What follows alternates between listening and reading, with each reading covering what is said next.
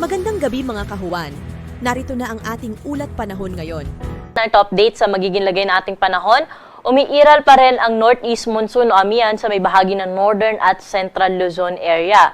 Ngunit magdudulot pa rin po ito ng maghapong maulap na kalangitan at may kasamang hina hanggang sa tamtamang mga pag-ulan sa may bahagi ng Cagayan Valley at sa Cordillera Administrative Region. Samantala sa Ilocos Region, pati na rin po sa may Central Luzon area, ay posible pa rin po sila makaranas na mahihina mga pag-ulan o mga pag-ambon, epekto rin po ito ng amihan.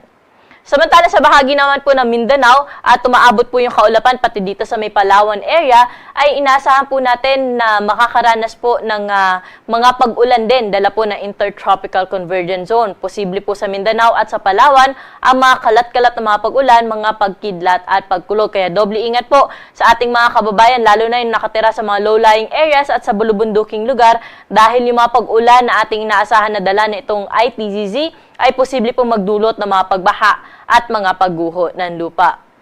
Samantala, easterlies naman yung nakakaapekto sa nalalabing bahagi pa ng ating bansa at itong easterlies may dala din pong mga scattered rain showers and thunderstorms lalo na sa may bahagi ng Quezon at sa bahagi po ng Bicol region. Kaya ngayong gabi ay may pag-ulan po tayong inaasahan sa mga nabanggit na lugar kaya doble ingat din po sa ating mga kababayan.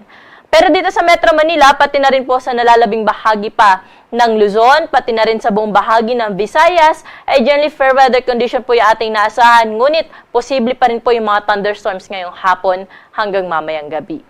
Wala lang po tayo minomonitor ngayon ng low pressure area o bagyo na posible makaapekto sa ating bansa. Para po sa magiging lagay na ating panahon bukas, dahil pa rin sa amihan ang bahagi ng Cordillera, pati na rin po itong Cagayan Valley, ay makulimlim pa rin ang panahon bukas na may kasamang mahihinang mga pag-ulan. Ilocos Region and the rest of Central Luzon o sa may Central Luzon area, generally maaliwalas po ang panahon bukas at kung may mga pag-ulan man, ay mga isolated at may hina lamang po ito o mga pag-ambon. Pero dito na po sa bahagi ng Metro Manila, Calabarzon, pati na rin po sa Bicol Region at sa may Mindoro Provinces ay inaasahan po natin na makakaranas po ng fair weather condition kasama po dyan yung Romblon at Marinduque. Dahil po sa may bahagi ng Palawan, may mga scattered rains pa rin po tayong inaasahan.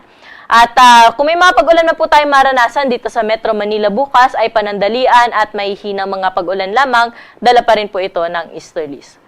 Temperatura natin bukas dito sa Kamaynilaan ay mula 25 to 31 degrees. Sa Tagaytay ay 22 to 29 degrees Celsius. Sa may Baguio City, agwat ng temperatura natin bukas 17 to 24 degrees. At sa may bahagi ng Lawag naman ay 25 to 32 degrees Celsius. Sa Tugigaraw, dahil makulimlim ang panahon bukas, maglalaro lamang sa 24 hanggang 29 degrees ang agwat ng temperatura. At sa may Legazpi City, 25 to 31 degrees Celsius. At nabanggit ko nga ho, no, dahil sa Intertropical Convergence Zone, ang bahagi ng Palawan, pati na rin po ang Kalayaan Islands, ay maulap ang kalangitan pa rin bukas at may mga kalat-kalat na mga pag-ulan. At 25 o 26 degrees Celsius hanggang 31 degrees, hinasahan po natin na agwat ng temperatura. Dumako na po tayo sa mga kababayan natin sa Kabisayaan na kung saan by tomorrow ay improving o maaliwalas sa panahon po yung inaasahan natin dyan. At kung may mga pag-ulan man ay isolated lamang po ito, dala pa rin po ng easterlies. At may mga babala o mga thunderstorm advisories naman tayong nilalabas sa ating social media accounts. Temperatura po natin bukas sa Iloilo ay mula 26 to 32 degrees, Metro Cebu 26 to 30 degrees Celsius at sa Tacloban 25 to 31 degrees Celsius. Bukas naman po, bahagyang bababa yung epekto ng Intertropical Convergence Zone pero magdadala pa rin po ito ng mga scattered rains and thunderstorms sa may Basilan, Sulu, Tawi-Tawi at sa may bahagi po ng Sorsogon. Kaya doble ingat pa rin po sa ating mga kababayan dyan. Sa nalalabing bahagi ng Mindanao, improving weather condition bukas pero mataas pa rin po ang tsansa ng mga pag-ulan sa hapon at sa gabi. Dala po ito ng Intertropical Convergence Zone. Temperatura natin bukas sa Cagayan de Oro ay 25 to 30 degrees. Zamboanga, 26 to 33 degrees Celsius at sa may Metro Davao, 26 hanggang 32 degrees Celsius. Wala po tayong gale warning na nakataas sa anumang baybayin na ating karagatan, kaya malaya pong mga kapalaot yung ating mga kababayan mangs, dapat din na rin yung may maliit na sasakyang pandagat. Ngunit pinag-iingat po natin yung ating mga kababayan na maglalayag sa may baybayin ng Northern Luzon area dahil posible pa rin po dito yung moderate to rough na sea condition. At ang araw natin dito sa Kamaynilaan ay lulubog sa 5:28 ng gabi at muli itong sisikat bukas na 6:11 ng umaga.